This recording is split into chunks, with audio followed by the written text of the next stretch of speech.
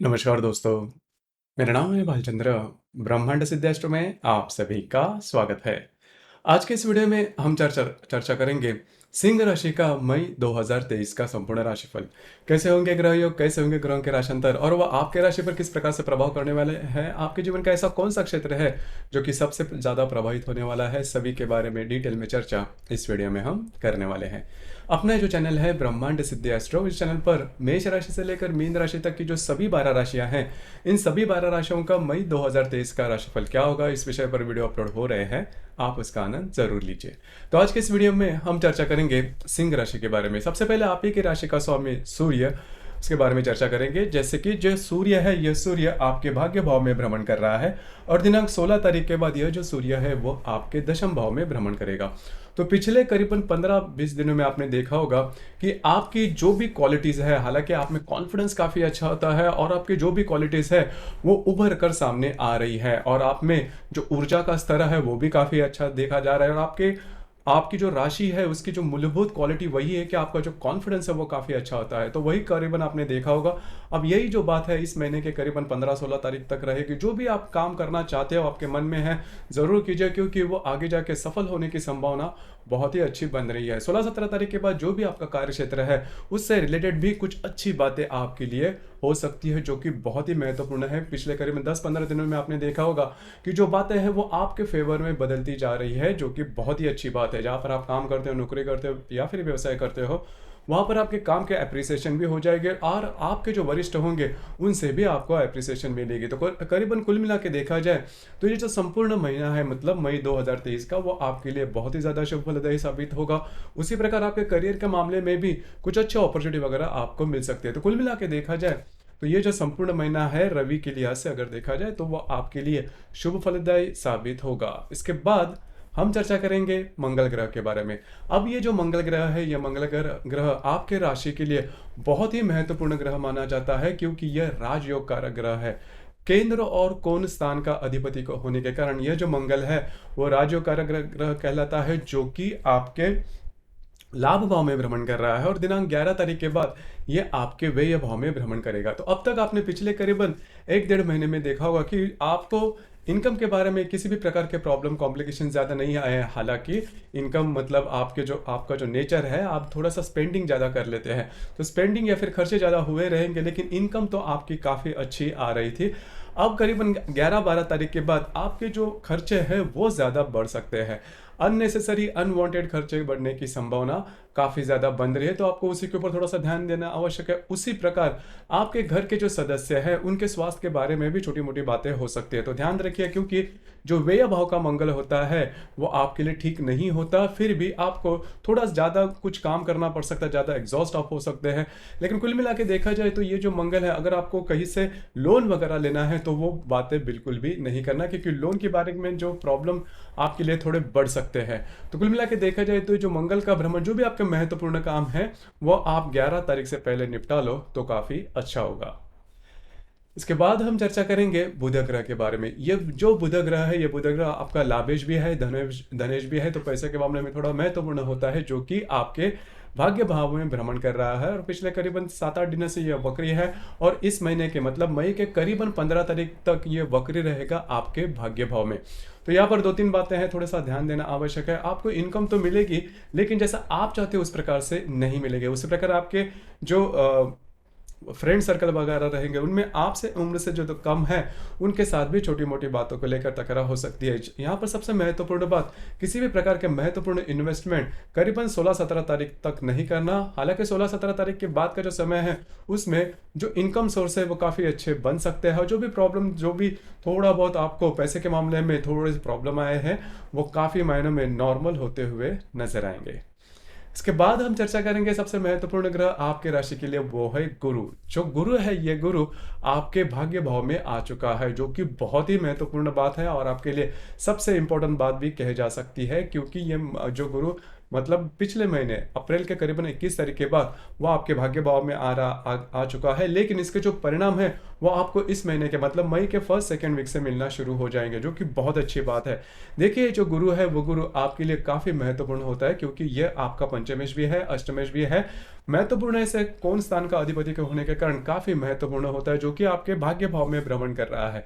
अब यहाँ पर कई जो बातें हैं वो आपके लिए फेवरेबल साबित हो सकती है। पहले तो सबसे इंपॉर्टेंट बात, लक फैक्टर जिसे हम कहते हैं, वो काफी अच्छी तरीके से आपको मिल सकता है। उसी प्रकार अगर आप शेयर मार्केट में डील करते हो खास करके, तो आपके इनकम बढ़ने के चांसेस काफी अच्छे बनते हैं, आपके जो अनुमान है वो सही होते हुए नजर आएंगे। अगर आप किसी के रिलेशनशिप में हैं तो वहां पर भी म्यूचुअल अंडरस्टैंडिंग काफी अच्छी रहेगी। उसी प्रकार अगर आप नई रिलेशनशिप बनाना चाहते हो तो भी ये जो गुरु का भ्रमण है वो आपके लिए बहुत ही ज्यादा शुभ फलदायी साबित होगा। जो गर्भवती महिला है या फिर जो गर्भ धारण करना चाहते हैं, उनके लिए भी ये जो संपूर्ण कालावधि है वो बहुत ही महत्वपूर्ण होगा, बहुत ही शुभ फलदायी साबित होगा। जो विद्यार्थी वर्ग है उनके लिए भी ये जो गुरु का भ्रमण है खासा महत्वपूर्ण और शुभ फलदायी साबित होगा। यहाँ पर और एक बात आपके साथ हो सकती है, अनएक्सपेक्टेड लाभ जिसे हम कहते हैं, वो भी आपके मिलने की संभावना काफी अच्छी बन रही है। सबसे इंपॉर्टेंट बात, आपके राशि का जो कोर वैल्यू है जो कि कॉन्फिडेंस, तो आपका जो कॉन्फिडेंस है वो काफी अच्छा देखा जाएगा। तो कुल मिला के देखा जाए तो ये जो गुरु का भ्रमण है वो आपके लिए बहुत ही ज्यादा शुभ फलदायी साबित होगा। उसी प्रकार अगर डॉक्यूमेंटेशन के बारे में कोई भी काम है, किसी को कोई कमिटमेंट प्रोमिस करनी है, वो भी जो बातें हैं वो आपके लिए बहुत ही ज्यादा महत्वपूर्ण शुभ फलदायी साबित होगी। तो कुल मिला के देखा जाए तो गुरु जो है, गुरु का जो भ्रमण करीबन नेक्स्ट ईयर के करीबन मई 2024 तक, ये जो रवि है, ये जो गुरु है वो आपके भाग्य भाव में ही भ्रमण करेगा। तो कुल मिला के देखा जाए तो ये जो गुरु का भ्रमण है वो आपके लिए शुभ फलदायी साबित होगा। इसके बाद हम चर्चा करेंगे शुक्र ग्रह के बारे में। अब ये जो शुक्र ग्रह है, ये शुक्र ग्रह आपका दशमेश भी है और आपका तृतीयेश भी है, जो कि आपके दशम भाव में भ्रमण कर रहा है। दिनांक 3 तारीख के बाद ये आपके लाभ भाव में भ्रमण करेगा।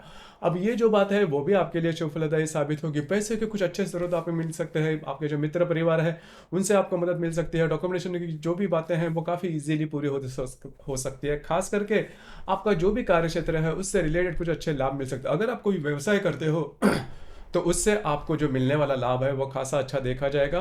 तो ये जो शुक्र का भ्रमण है वो भी आपके लिए शुभ फलदायी साबित होगा।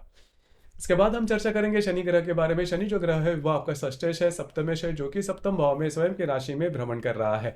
सप्तमेश स्वयं के राशि में शनि भ्रमण कर रहा है, इस वजह से अगर आप विवाहित हो तो आपके जो वैवाहिक जोड़ीदार है उनके साथ आपकी जो हारमोनी है वो बहुत ही अच्छी देखी जाएगी। आप दोनों में किसी भी प्रकार के बड़े प्रॉब्लम कॉम्प्लिकेशन नहीं आएंगे। हालांकि आमतौर पर थोड़े बहुत रहते हैं, लेकिन शनि का जो भ्रमण है, मतलब जनवरी के 18 तारीख के बाद ये शनि आपके सप्तम भाव में आ चुका है, जो कि आपके लिए वैवाहिक जीवन के लिए बहुत ही ज्यादा शुभ फलदायी साबित होगा। स्वास्थ्य के बारे में भी किसी भी प्रकार के स्ट्रेस, प्रॉब्लम, कॉम्प्लिकेशन बिल्कुल भी नहीं आएंगे।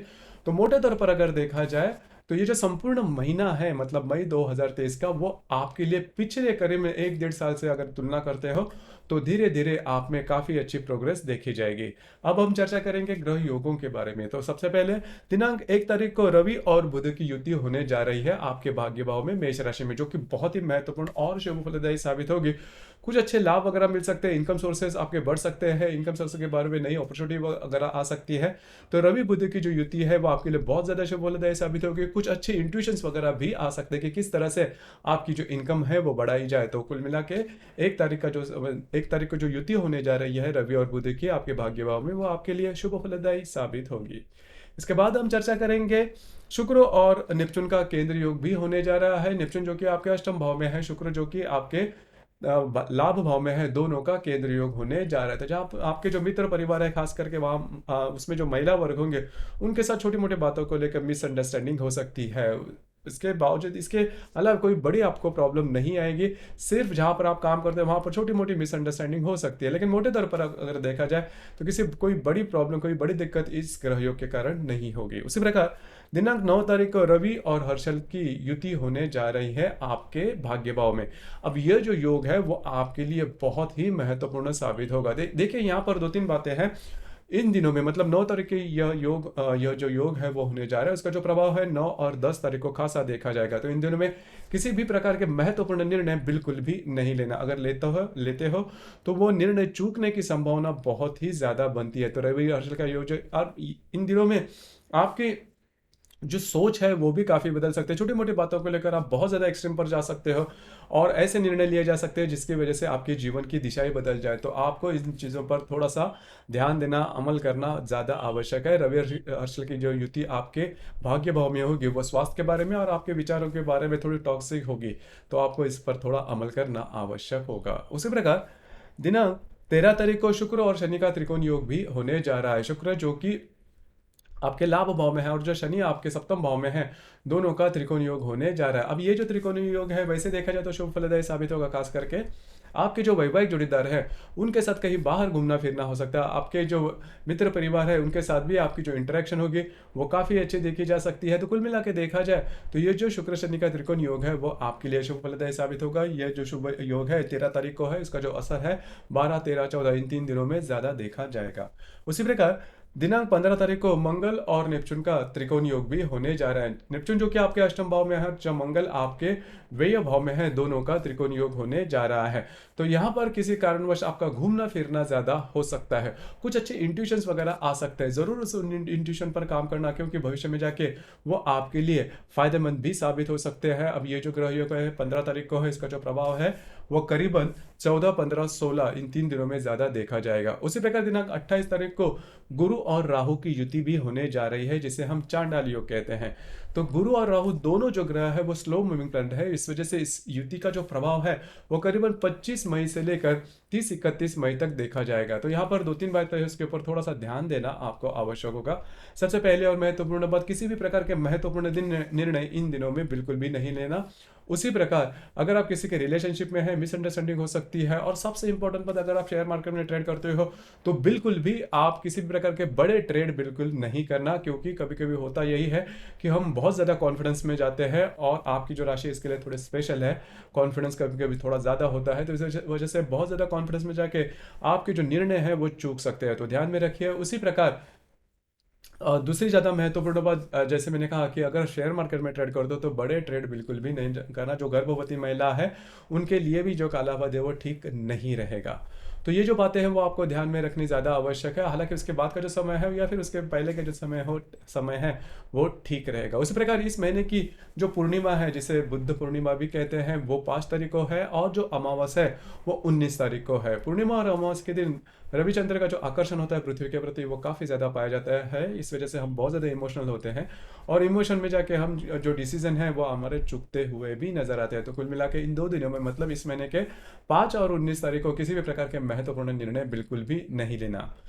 तो कुल मिला के मोटे तौर पर अगर देखा जाए, पूरे महीने का अगर विचार किया जाए, तो ये जो संपूर्ण महीना है वो आपके लिए बहुत ही ज़्यादा शुभ फलदायी साबित होगा। मतलब आगे आने वाला जो भी साल है या फिर आगे वाला आने वाला जो भी कालावधि है, उसकी जो भी शुभ वर्तमान है वो शुरुआत हो जाएंगे इस महीने में। तो तैयार रहिए, जो भी आपके महत्वपूर्ण काम है वो आप हाथ में ले सकते हो और वो इजीली पूरे होते हुए भी नजर आएंगे।